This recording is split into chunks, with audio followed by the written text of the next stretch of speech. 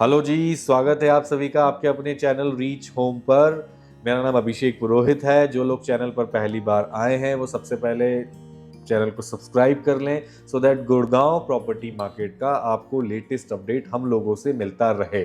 पिछले 10-15 दिनों में मैं आप लोगों के साथ नहीं मिल पाया, उसके लिए क्षमा चाहूँगा। बाहर था, ट्रैवल में पॉसिबल नहीं हो पाया मेरे लिए वीडियो लाइव करना, दैट्स वाई हम 10-15 दिनों से अवेलेबल नहीं थे। लेकिन अब वापस हम आ चुके हैं और कोशिश करेंगे रेगुलर अपडेट्स के साथ आप लोगों से मिलते रहें, क्योंकि हमें भी अब अगर आप लोगों से मुलाकात ना हो तो अच्छा नहीं लगता है। तो डिस्कशन कुछ नए पुराने सारे होने वाले हैं। चैनल सब्सक्राइब कर लें गाइस सो दैट आप लोगों को कोई भी अपडेट हमारी तरफ से मिस ना हो। पुरानी कुछ अच्छी न्यूज़ेस भी आपके साथ शेयर की जाएंगी, कुछ अजीब चीज़ें भी गवर्नमेंट की तरफ से गुड़गांव के अंदर हो रही है, वो भी सारी डिस्कशन हम आपसे करने वाले हैं। तो बहुत अच्छा ये डिस्कशन होगा गाइस, तो स्किप ना करें, पूरा वीडियो देखें, वीडियो को लाइक करें, कमेंट करें। अगर कोई भी कमी हमारे वीडियोस में लगती है तो प्लीज़ हमें कमेंट करके अपडेट करें सो दैट हम उनको अपग्रेड करने की, अपने आप को अपडेट करने की पूरी कोशिश करेंगे।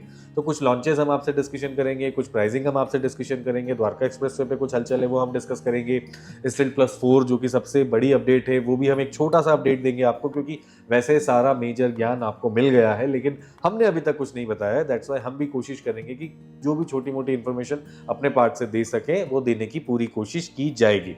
तो सबसे पहले अच्छी खबरों से शुरू करते हैं। Still+4 guys last week approve कर दिया गया है, which is a very good news. Approval आते ही विद इन अ डे ही प्लॉट्स के प्राइसिंग में बहुत ड्रास्टिक चेंज आया है, फ्लोर्स की प्राइसिंग में बहुत ड्रास्टिक चेंज आया है, काफ़ी डिमांड बढ़ गई है। रातों रात प्लॉट्स में 20 से 40 हज़ार पर स्क्वायर यार्ड के चेंजेस हमने देखे हैं, सुनने लगे हैं, विच is a very good news. अगर आपके पास वैसे सारी अपडेट्स नहीं आई हो तो बेसिक डिटेल दे देता हूँ। मिनिमम 10 मीटर की रोड रिक्वायर्ड होगी अगर आप फोर्थ फ्लोर बनाना चाहते हैं। अगल बगल वाले पड़ोसियों से आपको परमिशन लेनी होगी। आपको बेसमेंट अगर बनाना है तो परमिशन लेनी होगी। अगर वहाँ से एनओसी मिल जाता है देन आप डेफिनेटली उसको बना सकते हैं। अगर परमिशन नहीं मिलती है तो आगे आप भी परमिशन ना दें, कोई ऑब्जेक्शन उन्हें भी होना नहीं चाहिए। तो आइडली पड़ोसी अच्छा होना चाहिए, सोसाइटी तारक मेहता के उल्टे चश्मा टाइप होनी चाहिए, तब सारी चीज़ें गुड होने वाली हैं। अदरवाइज हो सकता है अगर पड़ोसी थोड़ा सा अजीबोगरीब है तो शायद वो आपको एनओसी ना दे। तो अब पड़ोसी से अच्छा व्यवहार बना लें। अगर आप फ्लोर्स में रह रहे हैं और चौथा माला या बेसमेंट बनाना है तो अब आपका व्यवहार बनाना बहुत ज़रूरी हो जाता है। तो Still+4 बहुत अच्छी अपडेट है, बहुत अच्छा स्टेप है वैसे गवर्नमेंट का। और कहीं ना कहीं प्लॉट्स के प्राइसिंग में, फ्लोर्स के प्राइसिंग में इसकी वजह से चेंजेस आने लगे हैं। वापस से प्लॉट्स की डिमांड मार्केट में बढ़ गई है। तो ये एक अच्छी न्यूज़ थी गुड़गांव के लिए गाइस। उसके बाद चलते हैं, पहले प्रोडक्ट डिस्कशन कर लेते हैं। 2 प्रोडक्ट है जिनका रेरा आ गया, ऑल्दो 3 प्रोडक्ट्स का आ चुका है। व्हाइटलैंड 103 का रेरा आ गया है। प्रीमियम रेसिडेंसीज लेकर आ रहे हैं, वेस्टिन के साथ, उनका मैरियट के साथ अपना मेंटेनेंस का पूरा प्लानिंग हो चुका है। तो लग्जरी रेसिडेंसीज इसको कह सकते हैं। प्राइसिंग वगैरह थोड़ी हैवी लग सकती है आपको, बट लोकेशन ठीक है। Premium residency all over Gurgaon ऐसी नहीं है जो 5 स्टार चेन के साथ मिलकर कुछ काम कर रही हो, तो वो शायद एक इसके लिए प्लस हो सकता है। बट महंगा है प्रोडक्ट, नो डाउट। मेरे ख्याल से 6-6.5 करोड़ से इनिशियल स्टार्टिंग है। तो अभी के टाइम में पर्सनली मुझे महंगा लगता है व्हाइटलैंड। उसके बाद बात करेंगे गोदरेज की। गोदरेज 103 सेक्टर का वृक्षया, जी हाँ, इट्स नॉट वृक्ष, इट्स वृक्षया के नाम से रेरा रिसीव कर चुका है। वृक्ष रख सकते थे नाम, आई डोंट नो ये वृक्षया क्यों किया है, थोड़ा सा लंबा लगता है, लेकिन ठीक है। एनीवेज गोदरेज वृक्षया का रेरा आ चुका है। 103 सेक्टर की लोकेशन काफ़ी प्रॉम्प्ट अभी तक हम डिस्कस कर रहे थे, लेकिन कुछ चीज़ें बिगड़ती हुई दिख रही हैं। आइडली प्रोटेस्ट शुरू हो गया है लोगों का वहाँ पर, बट देखते हैं क्या होता है। बट हाँ, इससे इफेक्ट गोदरेज को ज़रूर पड़ने वाला है। गोदरेज में ऑल्दो ईओआई पिकअप शुरू कर दिए थे और रेट भी उम्मीद है कि गोदरेज समाओ 16-17 हज़ार का लेकर आने वाला है।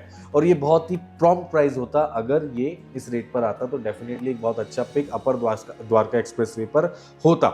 लेकिन अब गोदरेज के ठीक सामने सेक्टर 103 में 2 दिन से 3 दिन से हम देख रहे हैं कुछ प्रोटेस्ट स्टार्ट हो गया है, क्योंकि गवर्नमेंट वहां पर डंप यार्ड बनाने का प्लान कर रही है, which is a very bad thing. Government की प्लानिंग इसमें बहुत बड़ा लूप होल है। ऐसा पॉसिबल नहीं हो सकता कि आप किसी रेसिडेंशियल एरिया में एक डंप यार्ड खड़ा कर दें, क्योंकि उस एरिया में ऑलरेडी 40-45 प्रोडक्ट्स या तो अंडर कंस्ट्रक्शन है या डिलीवर है। गांव लगा हुआ है पास में, कई सारे लोग वहाँ खेती करते हैं, वहाँ ऑलरेडी सीवर का पूरा प्लानिंग उस एरिया में ही इन्वॉल्व हो रहा है, पूरे गुड़गांव का सीवर वहीं जा रहा है। अब आप डंप यार्ड भी बना दोगे तो द्वारका एक्सप्रेस वे जो गुड़गांव की सबसे बड़ी डेवलपमेंट मानी जाती है, अगर उसी एरिया में गवर्नमेंट इस तरीके की प्लानिंग करेगी तो डेफिनेटली बिल्डर्स के साथ भी ये धोखा है, डेफिनेटली आसपास के गांव वालों के साथ भी ये धोखा है। और उस लोकेशन, जिस लोकेशन को आप इतना बड़ा चढ़ाकर लॉन्च कर चुके हो, जिस लोकेशन का इतना भव्य स्वागत आपने किया था, और वहां पर अगर आप डंप यार्ड प्लान कर रहे हो तो टोटली इंसेन थिंग। मुझे नहीं लगता ये कोई समझदारी है।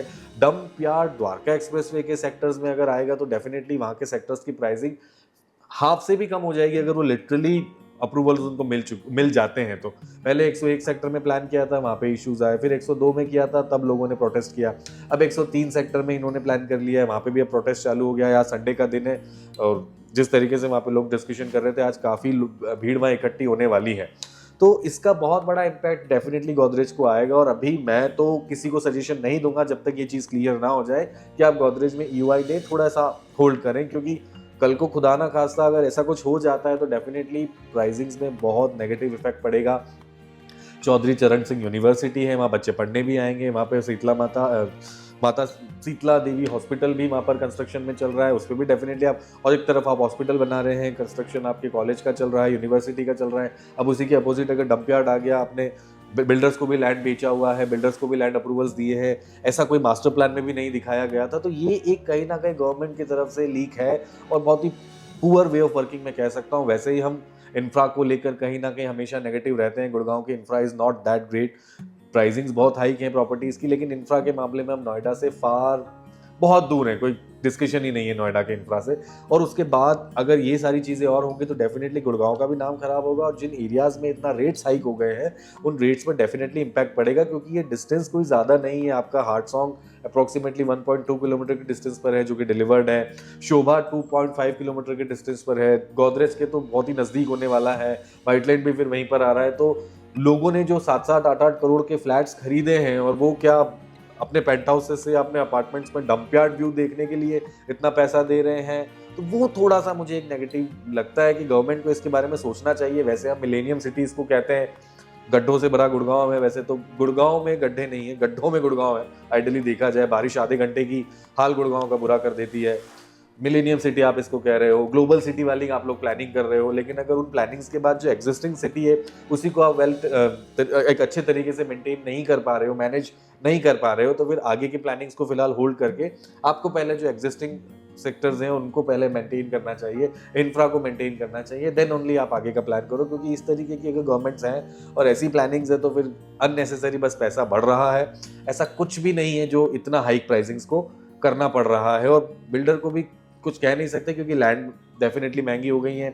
जहाँ 13, 12, 15 करोड़ का एकड़ का रेट था, वहाँ 35 से 30 करोड़ एकड़ का रेट चला गया है। तो बिल्डर ने तो लैंड्स महंगे खरीदे हैं। पिछले 2 से 2.5 सालों में कॉस्ट ऑफ कंस्ट्रक्शन काफ़ी बढ़ चुकी है, तो बिल्डर्स को कहीं ना कहीं प्राइस हाइक करना उनकी मजबूरी है। और एक लेवल तक ही हाइक कर दोगे तो ठीक है, वरना तो आपने थोड़ा सा फुटफॉल देखा भी है कि बैक वापस लोग आने लगे हैं। पिछले 1 महीना में बिल्डर्स को, बड़े बड़े बिल्डर्स को प्राइसिंग ड्रॉप्स करनी पड़ी और उसके बाद उन्हें रिस्पांस अच्छा भी मिला। तो कस्टमर सिर्फ ये चाहता है कि रेट ठीक मिल जाए। बिल्डर डेफिनेटली गवर्नमेंट से ये चाहता है कि जब आप एक परमिशन दे रहे हो, अप्रूवल दे रहे हो, तो उसके सराउंडिंग्स में आपकी क्या प्लानिंग है उसको पहले बताई जाए, और कोई नई ऐसी मूर्खतापूर्ण प्लानिंग ना की जाए कि आप डंप यार्ड ही बनाने चले हैं अगर मेन द्वारका एक्सप्रेसवे के सेक्टर्स में, तो डेफिनेटली उस एरिया का बहुत बड़ा नेगेटिव इंपैक्ट पड़ेगा। और डंप यार्ड जहां होगा, हमने फरीदाबाद गुड़गांव रोड का डंप यार्ड देखा हुआ है पिछले 5 सालों में, कहां से कहां वो पहुंच गया, किस लेवल की वहां पे स्मेल होती है, किस लेवल की गंदगी वहां हो चुकी है, वहां का पानी, वहाँ का ओवरऑल सब कुछ बर्बाद हो चुका है। तो अगर आप रेसिडेंशियल सेक्टर्स के नियर अराउंड ये प्लानिंग कर रहे हो तो ये बहुत ही पुअर प्लानिंग है। इससे इम्पैक्ट डेफिनेटली गोदरेज पे बहुत बड़ा आ गया होगा। मेरे ख्याल से कस्टमर्स ने कहीं ना कहीं होल्ड कर दी होंगे अपने ईओआईस, क्योंकि जब तक ये क्लैरिटी नहीं आती, सबसे बड़ा नुकसान एज ऑफ नाउ व्हाइटलैंड और गोदरेज को होने वाला है। और अभी हम सजेशन नहीं देंगे जब तक ये क्लैरिटी ना आए गाइस। अभी अपने होल्ड योर हॉर्सेस, अभी new Gurgaon is a better opportunity, क्योंकि यहाँ पर काफ़ी अच्छी डेवलपमेंट हो चुकी है, काफ़ी जेंट्री सेटलअप हो चुकी है। तो एज ऑफ नाउ थोड़ा गोदरेज के लिए होल्ड कर दें, मैं नहीं सजेशन देना चाहूँगा जब तक ये चीज़ें क्लियर ना हो जाए। अब हम आते हैं सेक्टर 93 न्यू गुड़गांव में। आशियाना हमारा रेरा आ चुका है, प्राइसिंग्स आ चुकी हैं।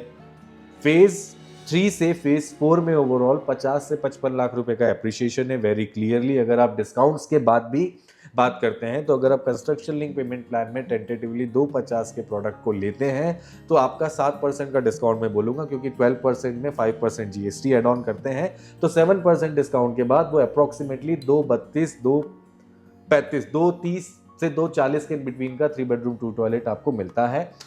आज भी अंडर 2.5 में आप आशियाना एंड यूजर ड्रिवन प्रोडक्ट है, डेफिनेटली प्रेफर कर सकते हैं। प्लेयर अच्छा है, आफ्टर सेल्स अच्छी है, 4 से 5 एकड़ का ग्रीन एरिया मिलता है, किड सेंट्रिक होम्स हैं।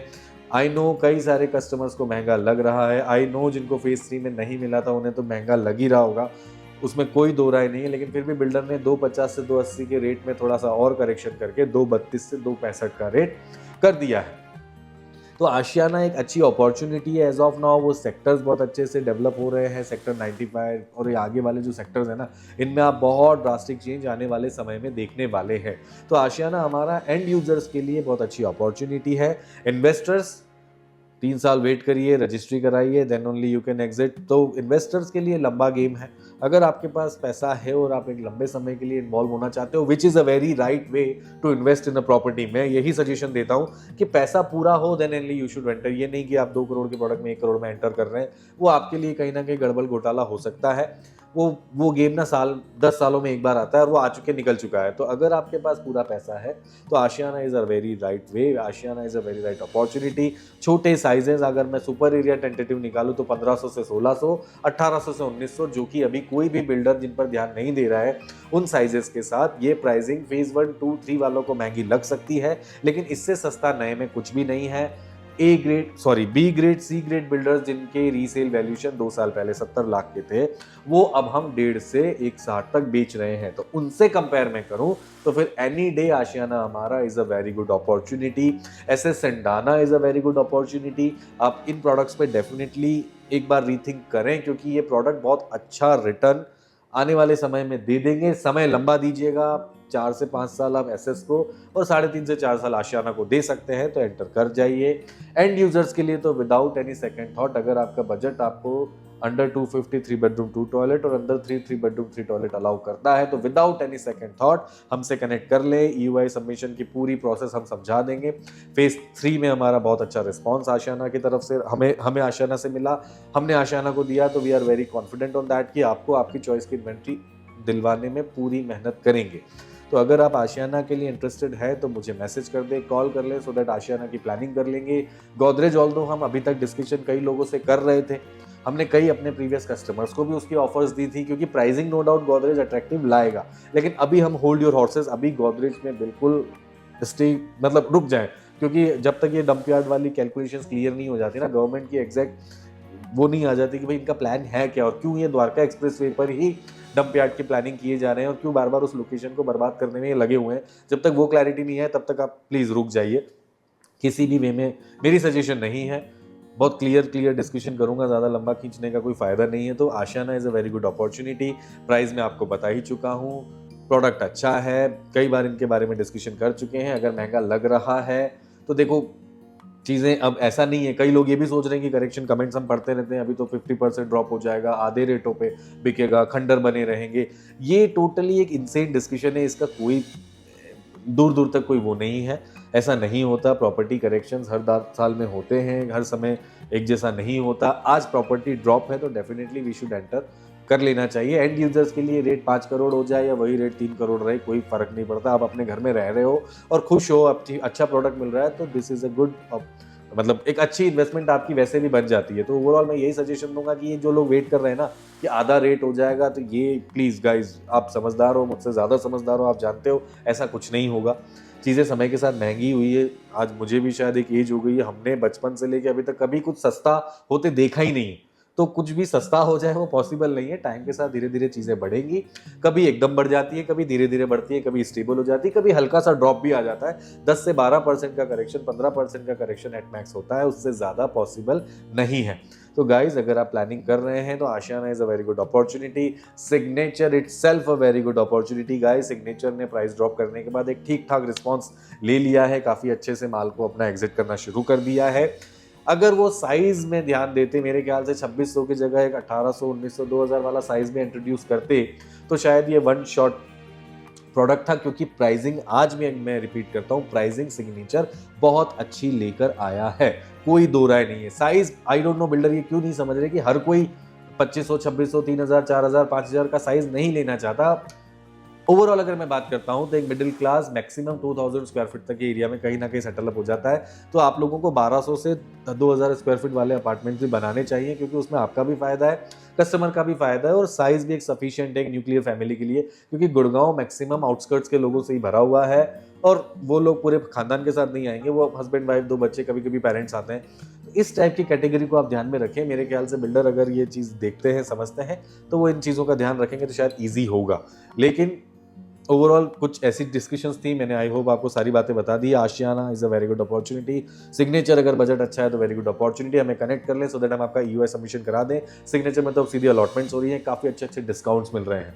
आशियाना में भी फेज 3 के कस्टमर्स को बहुत अच्छे अच्छे डिस्काउंट्स आशियाना देने वाला है, कुछ डिस्काउंट्स हम भी देने वाले हैं। तो उसके लिए कॉल करना पड़ेगा। ये जो लोग डायरेक्ट पहुंच जाते हैं बिल्डर के पास, और फिर फेज 3 में भी कई कस्टमर्स डायरेक्ट पहुंच गए और फिर बिल्डर के स्टाफ को गालियां दे रहे हैं कि उन्होंने तो हमें बेवकूफ़ बना दिया। तो किसी ने बेवकूफ़ नहीं बनाया, आप खुद बने हैं, वो आपकी गलती है। जब चैनल कह रहा है कि they are very expert in this, तो आपको जाना चाहिए। नॉट ओनली मी, जो भी चैनल के साथ बात कर रहे हो, आप उनके साथ प्रोसीड करो, क्योंकि वो आपके प्रोसेस को ईजी भी करेंगे, वो आपके प्रोसेस को लॉगिन भी करवा देंगे। और ये डायरेक्ट जाने वाले डेफिनेटली आपकी वो एक्सपर्टी नहीं है कि आप ऑन टाइम फॉर्म भर के उतनी देर में भेज दें, वो कहीं ना कहीं वो आपका अपना नुकसान है। फेज 3 वालों को क्लियर 50 से 55 लाख का नुकसान हो गया। कुछ लोग ईगो में भी आ गए, अब तो हम बिल्कुल नहीं लेंगे। तो भाई साहब ऑप्शन नहीं है, ऑप्शन नहीं है तो या तो फिर होल्ड कर लो, रेंट पे रहो, देखी जाएगी मार्केट। जब 50% का करेक्शन आएगा, जो लोग हम सोच रहे हैं वो होता है तो बात अलग है, बट मुझे ऐसा नहीं लगता। आज भी समझदारी का डिसीजन है। एंड यूजर अगर आप हो तो घर लेके शिफ्ट हो जाओ। 10 साल बाद जब इसको बेच के कुछ बड़ा लोगे तो बहुत अच्छा एग्जिट भी लोगे, बहुत अच्छा रिटर्न भी लोगे, और डेफिनेटली ऐसे प्रोडक्ट बेचने में दिक्कत नहीं आएगी। आशा करता हूं ये वीडियो फ्रूटफुल रहा होगा। आशियाना के लिए स्क्रीन पे नंबर दिख रहा है, कॉल कर लें, मैसेज कर दें, बिल्कुल भी स्किप ना करें, विजिट्स के लिए आ जाएं। अभिषेक और उसकी टीम पूरी तरीके से डेडिकेटेड आपके लिए वर्किंग करने को तैयार है। बट आप लोग एक बार कॉल कर लें, और प्लीज़ अगर कोई प्लान नहीं है ना, अपडेट ज़रूर दे दें। ये फ़ोन ना उठाने वाला काम प्लीज़ हमारे साथ मत करें। अगर प्लानिंग है बताएं, नहीं है ना कर दें, कोई दिक्कत नहीं है, लेकिन एटलीस्ट हमें अपडेट कर दें सो दैट हम भी अननेसेसरी आपको कॉल करके परेशान बार बार ना करें। आशा करता हूं अच्छा लगा होगा वीडियो। चैनल सब्सक्राइब कर लें, मैं अपडेट्स देता रहूंगा। जल्दी ही मिलूंगा नए वीडियो के साथ। Thank you so much.